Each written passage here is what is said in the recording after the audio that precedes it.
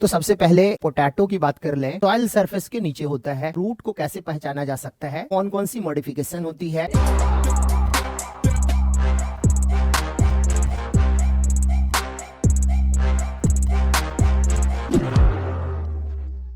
Hello बच्चों, आज हम लोग इस वीडियो में मॉर्फोलॉजी ऑफ रूट के बारे में करेंगे। रूट जनरली सॉइल सरफेस के नीचे होता है, लेकिन रूट के अलावा स्टेम भी सॉइल सरफेस के नीचे हो सकता है। पोटैटो की बात कर लें तो ये भी अंडरग्राउंड पोजीशन में ही है, लेकिन ये रूट नहीं है, ये स्टेम है।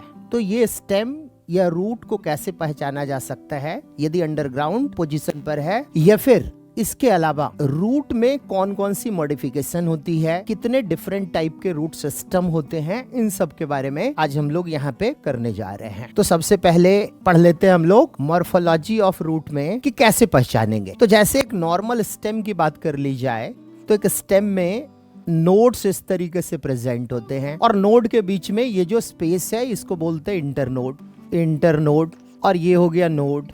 तो यदि नोड और इंटरनोड दोनों प्रेजेंट हो तो बोलेंगे ये स्टेम है, यदि एब्सेंट है तो वो रूट है। सबसे बड़ा पहचान का यही तरीका है। और जब भी नोड प्रेजेंट होती है तो वहां से बर्ड्स ओरिजिनेट करता है। तो यदि किसी अंडरग्राउंड पार्ट में भी बर्ड, नोड और इंटरनोड ये तीनों पार्ट हो तो वो रूट नहीं है, जैसा कि पोटैटो में होता है। आलू में आप देखोगे तो इस तरीके से बहुत सारी आई प्रेजेंट होती है जो रिप्रेजेंट करता है कंडेंस नोड को। और यदि कंडेंस नोड है तो पोटैटो की बात यदि कर लें तो पोटैटो एक अंडरग्राउंड मॉडिफिकेशन ऑफ स्टेम होता है। ठीक है, तो यहाँ पर सबसे पहले यही लिखा हुआ है कि हम किस तरीके से डिफरेंशिएट कर सकते हैं कौन सा स्टेम है और कौन सा रूट है। तो पहला लाइन यहाँ पे मैंने लिख दिया है कि जिसमें बर्ड्स, नोड्स और इंटरनोड्स नहीं हो, बर्ड्स, नोड्स और इंटरनोड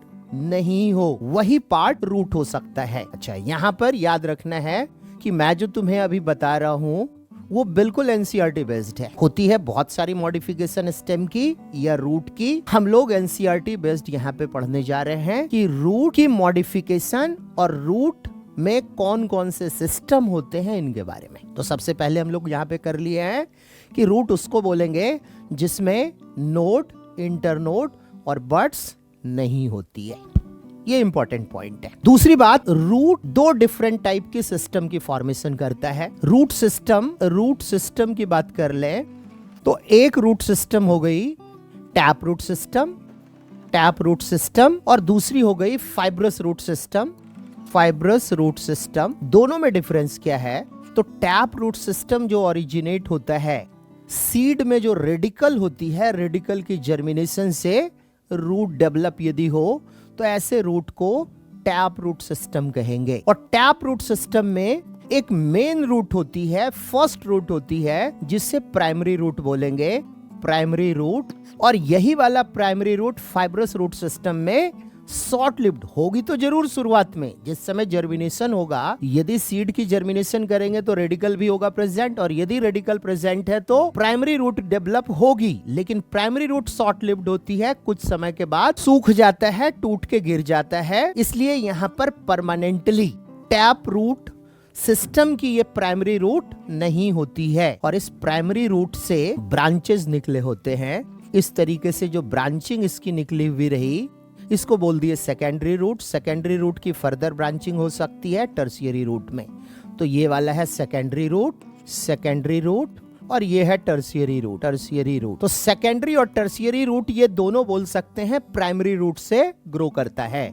यहाँ पे ये बात मैंने लिख दिया है कि टैप रूट सिस्टम डेवलप होगी रेडिकल से, जिसमें प्राइमरी रूट मेन रूट होती है, सबसे पहले यही डेवलप करता है, और सेकेंडरी और टर्शियरी रूट इसी प्राइमरी रूट से ओरिजिनेट करती है। और यही टर्शियरी रूट जो होता है वाटर और मिनरल एब्जॉर्प्शन में हेल्पफुल होता है। जबकि फाइब्रस रूट में मैंने अभी बताया कि जैसे ये स्टेम की पार्ट है, इसके बेस से फाइबर लाइक स्ट्रक्चर डेवलप होगी, जिसमें पहले ये टैप रूट था, ये प्राइमरी रूट था प्रेजेंट, और ये प्राइमरी रूट कुछ समय के बाद टूट गया, और इस स्टेम के बेस से इस तरीके से फाइबर लाइक स्ट्रक्चर डेवलप हो गई, फाइब्रस रूट की फॉर्मेशन कर लिया। ये लिखा हुआ है यहाँ पर, इसलिए बोल सकते हैं हम लोग कि जो फाइब्रस रूट है ये ओरिजिनेट होती है, ये डेवलप होती है अदर देन रेडिकल से। रेडिकल वाला रूट, प्राइमरी रूट, वो यहाँ से खत्म हो गया, सूख गया वो। तो यदि रेडिकल के अलावा किसी और पार्ट से डेवलप हो जाए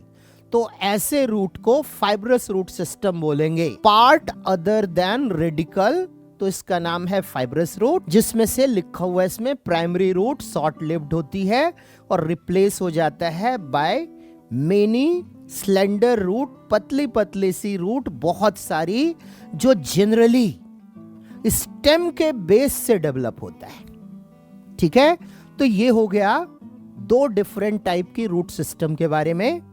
नेक्स्ट हम लोग आगे बढ़ते हैं। यदि ट्रांसवर्स सेक्शन करें तो रूट के अंदर सबसे नीचे रूट कैप होती है, इसके बाद मेरिस्टेमेटिक जोन होता है, फिर इलोंगेशन जोन और सबसे ऊपर में मैच्योरेशन जोन होती है। इसे इनलार्ज करके एक बारी देखते हैं इस डायग्राम को। ये देखो, ट्रांसवर्स सेक्शन यदि किया जाए तो सबसे नीचे टेंडर एपेक्स में ये प्रेजेंट होती है मेरिस्टेमेटिक जोन, जो कुछ सेंटीमीटर, कुछ मिलीमीटर का प्रेजेंट होता है। ये मेरिस्टेमेटिक जोन है। ठीक है, छोटे छोटे सेल्स यहाँ पे प्रेजेंट हैं। सेल में साइटोप्लाज्म काफी डेंस होता है, इंटरसेलुलर स्पेस नहीं होती है, वैक्यूल नहीं होगा।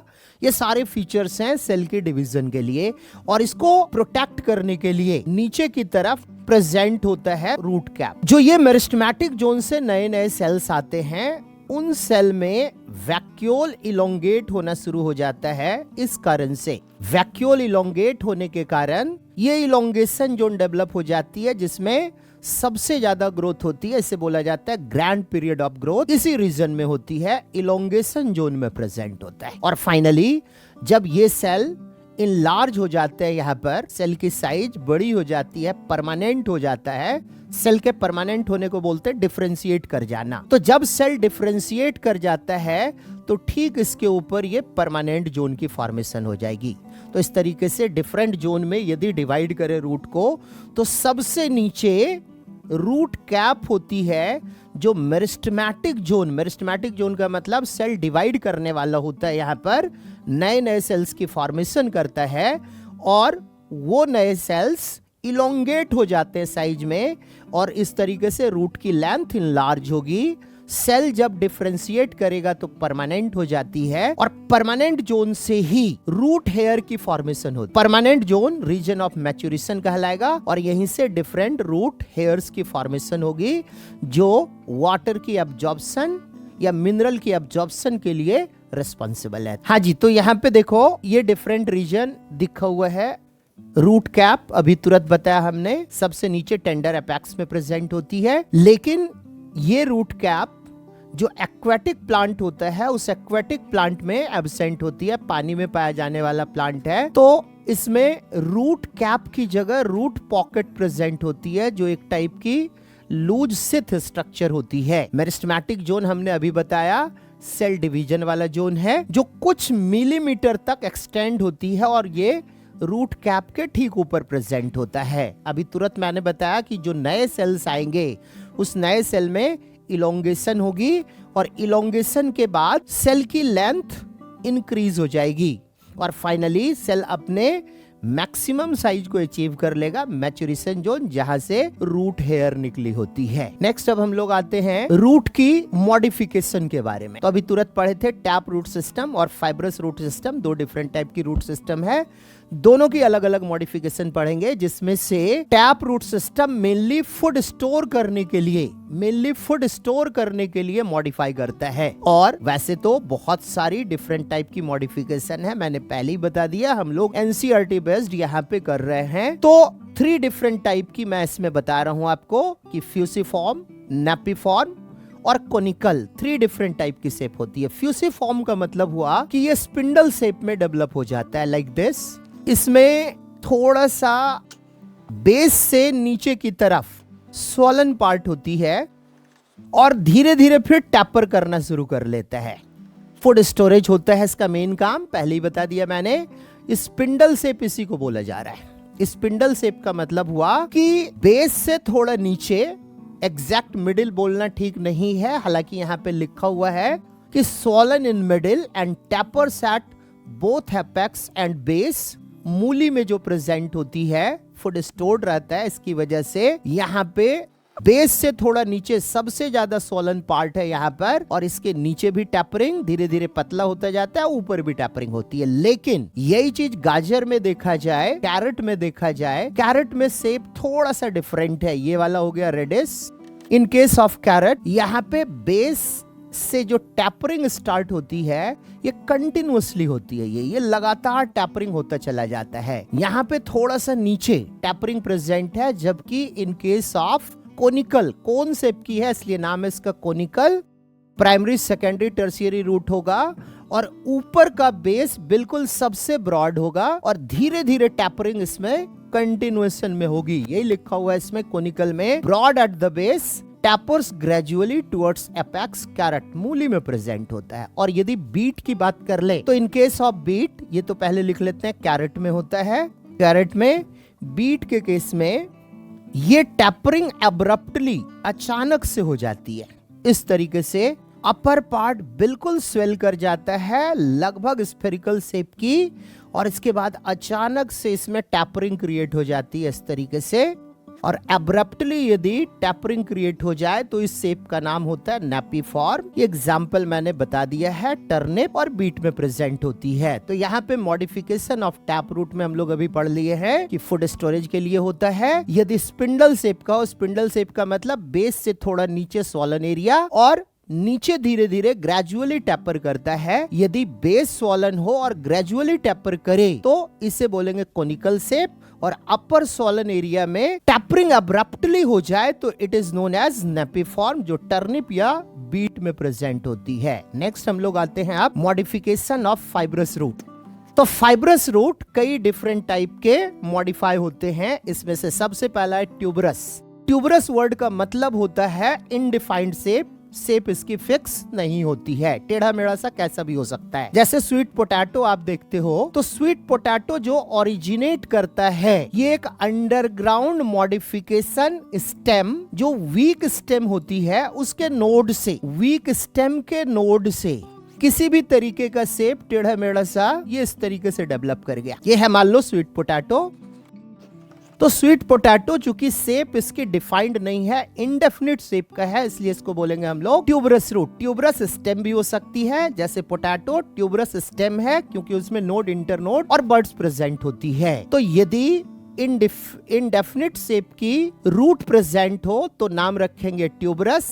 स्वीट पोटैटो के केस में ये ओरिजिनेट होता है नोड ऑफ वीक स्टेम से। अब आते हैं second number, prop root. Prop root का बेस्ट एग्जांपल है बैनियन ट्री। तो बैनियन ट्री में जो एरियल रूट प्रेजेंट होती है, यहाँ पर एक बार इसे इनलार्ज करके डायग्राम को देख लेते हैं। देखो ये बैनियन ट्री में बहुत सारे, बरगद के पेड़ में जो बहुत सारे ये एरियल रूट डेवलप हुआ है यहाँ से, लाइक दिस, ये वाला रूट, ये एरियल स्टेम की ब्रांच से ग्रो करके डाउनवर्ड डायरेक्शन में ग्रो करता चला जाता है। फाइनली सॉइल सरफेस के नीचे पेनिट्रेट हो जाएगा और ये लार्ज स्टेम को सपोर्ट करने का काम करता है। तो इसमें इस बैनियन ट्री के अंदर बहुत सारे ये वाली एरियल प्रॉप रूट यहाँ पे दिखाई गई है। ये प्रॉप रूट है बहुत सारा, जो मैकेनिकल सपोर्ट के लिए रेस्पॉन्सिबल है, मेनली मैकेनिकल सपोर्ट के लिए रेस्पॉन्सिबल है। फाइब्रस रूट की मॉडिफिकेशन इस तरीके से अभी हम लोग कर लिए हैं, ट्यूबरस रूट, प्रॉप रूट, और तीसरे टाइप की रूट होती है स्टिल्ट रूट। स्टिल्ट रूट सुगर केन या मेज या स्क्रू पाइन में होता है। जैसे कि सुगर केन प्लांट में जो इसकी लोअर नोड्स होती है, इस लोअर नोड से इस तरीके से प्रॉप रूट की तरह कुछ रूट्स निकलते हैं और ये कंटिन्यूअसली यदि ग्रो करता चला जाए तो प्रॉप रूट की तरह ये भी पेनिट्रेट हो जाता है मिट्टी के अंदर और इस स्टेम को मैकेनिकल सपोर्ट प्रोवाइड करने का काम ये भी करता है। तो अभी जो हम लोग यहाँ पे पढ़े हैं, ट्यूबरस रूट फूड स्टोरेज का काम किया, प्रॉप रूट और स्टिल्ट रूट मैकेनिकल सपोर्ट प्रोवाइड करने का काम करता है। और एक है वाइटल फंक्शन के लिए कि कुछ मार्सी लैंड में, दलदल वाले जमीन में, जहां पर की ऑक्सीजन कंटेंट बहुत कम होती है, मिट्टी में ऑक्सीजन कंटेंट बहुत कम है, उस जगह रूट ऑक्सीजन लेने के लिए जो अंडरग्राउंड मॉडिफिकेशन है टैप रूट सिस्टम का, वहां से ग्रो करके ऊपर की तरफ स्पाइक लाइक स्ट्रक्चर बना लेता है। यहाँ पर इस तरीके से बहुत सारे स्पाइक्स बने हुए हैं। ये स्पाइक रिप्रेजेंट कर रहा है, यहाँ पर एक एक स्पाइक रिप्रेजेंट कर रहा है यहाँ पर रेस्पिरेटरी रूट को, जिसे न्यूमैटोफोर्स भी कहा जाता है। चूंकि मिट्टी में ऑक्सीजन कम है, रूट को ऑक्सीजन चाहिए, तो रूट ऑक्सीजन लेने के लिए मिट्टी के सरफेस से ऊपर चलाया, सॉइल सरफेस से ऊपर चलाया। इसको इनलार्ज करके यदि देखा जाए तो इसमें बहुत सारे छोटे छोटे न्यूमेरस पोर्स भी प्रेजेंट होते हैं, जहां से कि गैसियस एक्सचेंज होता है। गैसियस एक्सचेंज होता है, लिखा हुआ है। ये कॉमन है मैंग्रोव प्लांट में। मैंग्रोव प्लांट बोलते हैं जो मार्सी लैंड में, मार्सी एरिया या स्वाम्पी प्लेस में पाई जाती है, या सैलाइन लेक के पास प्रेजेंट होता है, जहां पर कि ऑक्सीजन बहुत कम है। तो कोनिकल स्पाइक लाइक स्ट्रक्चर जो मैंने कई बार यहां दिखाया, ये बहुत सारे स्पाइक लाइक स्ट्रक्चर हैं। ये अंडरग्राउंड ब्रांच जो होती है टैप रूट की, वहां से वर्टिकली ग्रो कर जाता है एयर में अपवर्ड डायरेक्शन में, और इस तरीके से गैसियस एक्सचेंज स्पोर के थ्रू कर लेता है। इसमें बहुत सारी, लिखा हुआ है यहाँ, पोर्स प्रेजेंट होती है। ये राइजोफोरा इसका one of the best example है, मैंग्रोव एरिया में पाई जाती है। लेकिन इसके अलावा प्रीवियस ईयर का क्वेश्चन देखें तो हैरिट्रिया और सोनरेसिया के बारे में भी पूछा गया है। तो यहां पर हम लोग कर लिए हैं रूट की morphology, root system, tap root system और फाइब्रस रूट सिस्टम, और इसकी मॉडिफिकेशन के बारे में। एक दो एग्जाम्पल अपनी एनसीईआरटी में और दी गई है। फाइब्रस रूट की मॉडिफिकेशन, ट्यूबरस रूट। तो ट्यूबरस रूट जो होता है ये सिंगल नंबर में प्रेजेंट होती है, जो वीक नोड से, स्टेम के वीक नोड से ओरिजिनेट करता है। एक इसके साथ ही और हमें पढ़ लेना चाहिए, क्योंकि एग्जाम्पल अपनी बुक में एस्पैरागस वाला दिया हुआ है, जो सही मायने में ट्यूबरस बोलना गलत है। ये फैसिक्यूलेटेड रूट का एग्जाम्पल है, फैसिक्यूलेटेड रूट। तो फैसिक्यूलेटेड रूट बोलते हैं ट्यूबरस रूट को ही, ट्यूबरस रूट, लेकिन क्लस्टर्स में होते हैं ये ट्यूबरस रूट इन क्लस्टर्स, क्लस्टर्स में प्रेजेंट होते हैं। किस तरीके से होता है एक बारी देख लेते हैं, कि जैसे स्टेम का बेस है और यहां पर इस तरीके से ये मान लिए हैं ट्यूबरस रूट सिंगल रहा तो सिंपली ट्यूबरस बोलेंगे, लेकिन ऐसी रूट क्लस्टर्स में है, बहुत सारे प्रेजेंट हैं एक साथ। तो ये डाहलिया प्लांट में भी पाया जाता है। इसका एग्जाम्पल एक लिख सकते हैं, डाहलिया। यह एस्पैरागस में होता है, एस्पैरागस। एस्पैरागस और डाहलिया में प्रेजेंट होती है फैसिक्यूलेटेड रूट। तो एक एक्स्ट्रा, चूंकि एग्जाम्पल एनसीईआरटी ने एस्पैरागस का दिया हुआ है, तो अलग से फैसिक्यूलेटेड रूट भी हमें पढ़ लेना है। तो हमारा मॉर्फोलॉजी ऑफ रूट इस तरीके से कंप्लीट हो गया।